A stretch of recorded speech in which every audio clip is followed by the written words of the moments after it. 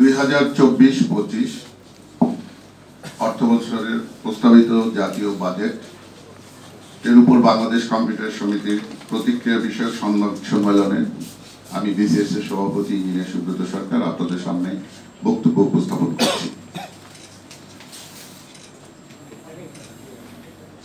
সম্মানিত সকল মিডিয়া এবং আমাদের বাংলাদেশ কম্পিউটার সমিতির মেম্বার, পাশাপাশি digital media, electronics media, print মিডিয়ার সকল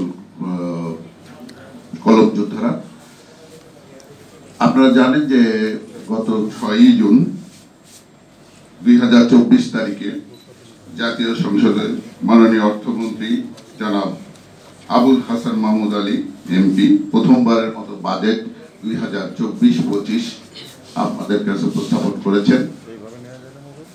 প্রস্তাবিত বাজেটে তথ্য প্রযুক্তি খাতের সংগঠন বাংলাদেশ কম্পিউটার সমিতি যথাযথ গুরুত্ব ও আগ্রহের সঙ্গে পর্যালোচনা করেছে। প্রস্তাবিত বাজেটে বিসিএস এর প্রাক বাজেট প্রত্যাহারের বেশি কিছু বিষয়ে আমরা প্রতিফলন করতে চাই। প্রিয় কলম যোদ্ধারা, দেশের তথ্য প্রযুক্তি খাতের উন্নয়ন 2024-25 অর্থ বছরের বাজেট 2873 কোটি টাকা বরাদ্দের প্রস্তাব করা হয়েছে, যা গত বছরের অর্থ বছরের 490 কোটি টাকা বেশি। 2022-23 অর্থ বছরের তুলনায় এবারের বাজেটে তথ্য যোগাযোগ প্রযুক্তি খাতে বরাদ্দ বাড়ানো হয়েছে 1146 কোটি টাকা। এই জন্য আমরা মাননীয় প্রধানমন্ত্রী স্মার্ট বাংলাদেশের স্বপ্নদ্রষ্টা জননেত্রী শেখ হাসিনাকে ধন্যবাদ জানাচ্ছি।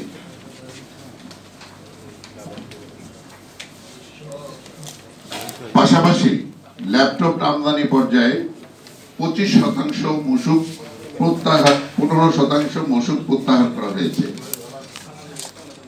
সেই জন্য আমরা মাননীয় আমাদের আইসিটি মন্ত্রণালয়ের মাননীয় মন্ত্রী জনাব জুনায়েদ আহমেদ পলক থেকে বিশেষভাবে ধন্যবাদ দিতে চাই। উনি আমাদের এই সেক্টরের জন্য এই প্রস্তাবনাটা আমাদের জন্য খুবই গুরুত্বপূর্ণ ছিল এবং এটাকে উনি রেয়াত করার ব্যাপারে আমাদেরকে সহযোগিতা করেছেন এবং তারই ফলশ্রুতিতে আজকে আমরা 15% ভ্যাট ল্যাপটপ থেকে প্রত্যাহার হয়েছে। পাশাপাশি একটি জিনিস আপনারা জানেন যে ল্যাপটপের উপরে 15% ভ্যাট প্রত্যাহারের পরে এটার উপর আমাদের গত বছর ডিউটি ছিল 5%। এটা এখন এবার এটার উপর আমাদের ট্যাক্স ইম্পোজিশন হচ্ছে 10%, তার মানে 5% ট্যাক্স বৃদ্ধি করেছে। ফলে আমাদের কিন্তু ল্যাপটপের মূল্য 8 থেকে 9% মতো কমবে। কিন্তু আমরা কিন্তু বলেছিলাম যে যাতে 15% পুরো ভ্যাটটাই প্রত্যাহার করা হয়, সিডি যেখানে ছিল সেখানে রাখার জন্য আমরা আজকেও প্রস্তাবনা দিচ্ছি আমাদের যেন সিডি যেটা আমাদের কাস্টম ডিউটি আছে সেটা যেন আগের জায়গায় 5% করা হয় ল্যাপটপের ক্ষেত্রে। সেই জন্য আমরা অনুরোধ করছি। স্মার্ট বাংলাদেশের পথে ল্যাপটপ একটি মূল্য হ্রাসের সুযোগ সৃষ্টি করার জন্য আমরা মাননীয় প্রধানমন্ত্রী জননেত্রী শেখ হাসিনা এবং আমাদের উপদেষ্টা মহোদয়কে ধন্যবাদ জানাচ্ছি। আরেকটি জিনিস আপনারা জানেন যে আমাদের আরেকটি দাবি ছিল যে 2023 সনেই আমাদের আইটি আইটিএস এনাবেল সার্ভিস থেকে আমাদের রেয়াদি যে সুবিধাটি সেটি প্রত্যাহার করার কথা ছিল।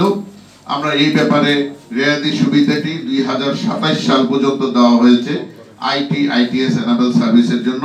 সেজন্য আমি আমাদের সংশ্লিষ্ট মন্ত্রী মহোদয় এবং উপদেষ্টা মহোদয়কে এবং প্রধানমন্ত্রীকে ধন্যবাদ জানাচ্ছি, যিনি আমাদেরকে এই কাজটি করেছেন। এটা 27 সাল পর্যন্ত আমাদের কর অব্যাহতি দিয়েছেন। কিন্তু স্মার্ট বাংলাদেশ বিনির্মাণে আমরা 2041 সালে যে স্মার্ট বাংলাদেশের লক্ষ্য বা আমরা যে মধ্যমায়ের দেশ থেকে মধ্যমায়ের দেশে বা উচ্চ আয়ের দেশে পদার্পণ করব, সেই ক্ষেত্রে কিন্তু আমাদের এই ট্যাক্স হলিডেটা আমাদের 2041 সাল পর্যন্ত অব্যাহত রাখার জন্য আমরা চাইব। পাশাপাশি এই ট্যাক্স হলিডের মধ্যে অনেকগুলি সেক্টর আছে যেই সেক্টরগুলিকে আইটি আইটিএস এনাবেল সার্ভিসের মধ্যে দেওয়া হয়নি। তার মধ্যে হার্ডওয়্যার খাতটি সবচেয়ে গুরুত্বপূর্ণ।